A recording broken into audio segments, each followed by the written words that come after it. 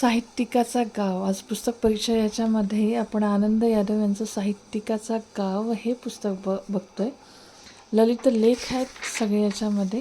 हे पुस्तक Mehta publishing हाऊसने publish केलेलं आहे आणि जवळपास याची पहिली आवृत्ती फेब्रुवारी 2004ला निघालेली आहे. म्हणजे जवळपास 20 वर्षांनी मी हे पुस्तक वाचते.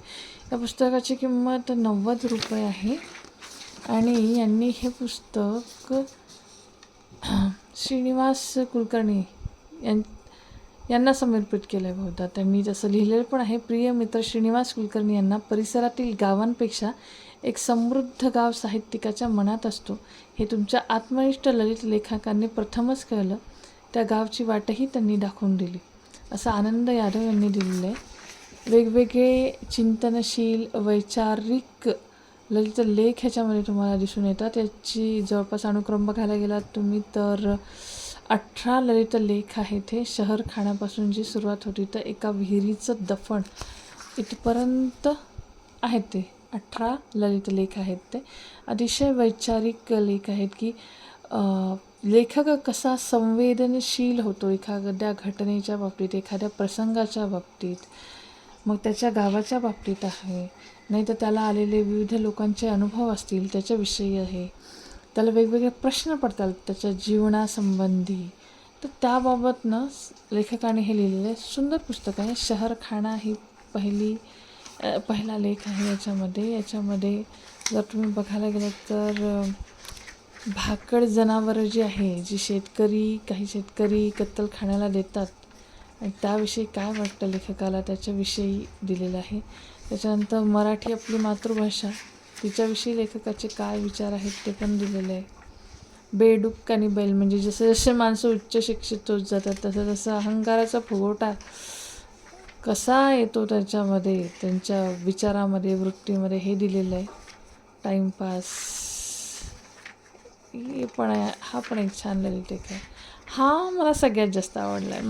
माकडांचं उपळं म्हणजे एका गावाचं नाव आहे हे. म्हणजे वेगवेगळी गावं आणि त्यांची किती विविध नावं असतात. आणि महाराष्ट्रात तर असे बरेचसे गावं भेटतील तुम्हाला ज्यांची खूप अशी वेगवेगळी नावं आहेत. तर ते इथे आपल्याला दिसून येतं आहे. त्याच्यानंतर विद्येची नवी माहेरघर हे of course question not to be ask, rhetoric question म्हणल्यासारखं हे पुण्याविषयी आहे. दगडी वाड्यांचं वजन, दगडी वाडे आता हे नष्ट होत आहेत जवळजवळ, बुरुज वाडे, आणि त्याच्याविषयी लेखकाचं मत काय आहे, वेगवेगळ्या आठवणी काय म्हणतात लेखकाच्या, हे तो सांगतो याच्यामध्ये.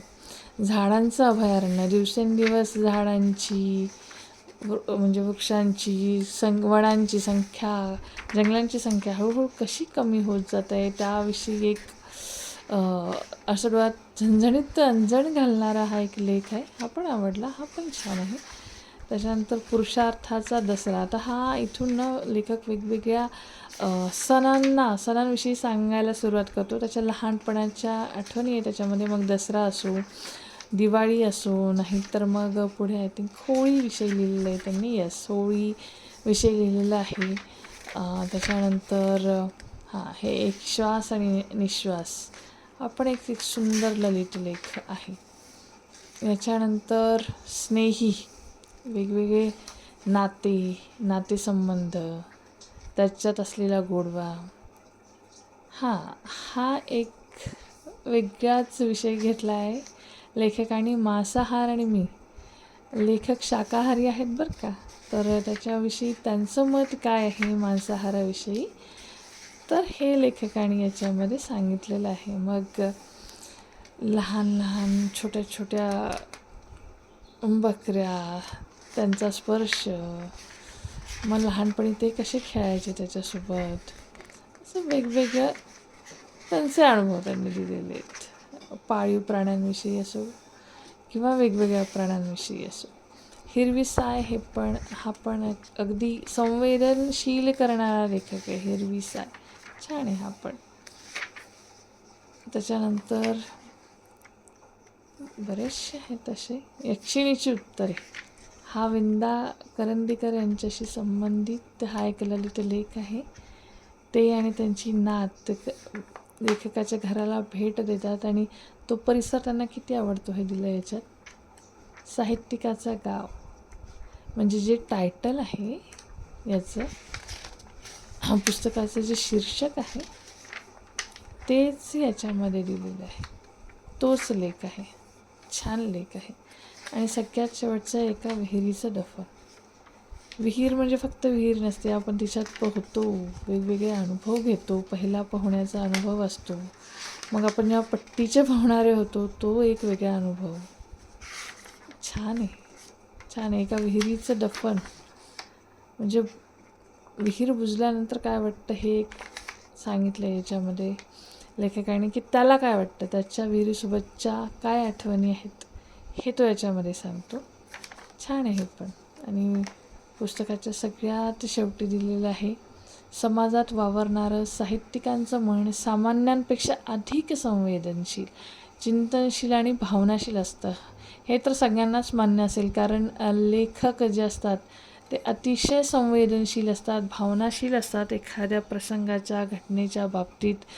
आणि मग ते काय करतात की ते त्याचं अवलोकन करतात, त्याच्यावर विचार करतात, चिंतन करतात आणि मग त्याच्यावर लिहितात. त्याच्यामुळं कुठल्याही लेखकाचं हे घ्या, मन घ्या, ते जास्त संवेदनशील आणि चिंतनशील असतं.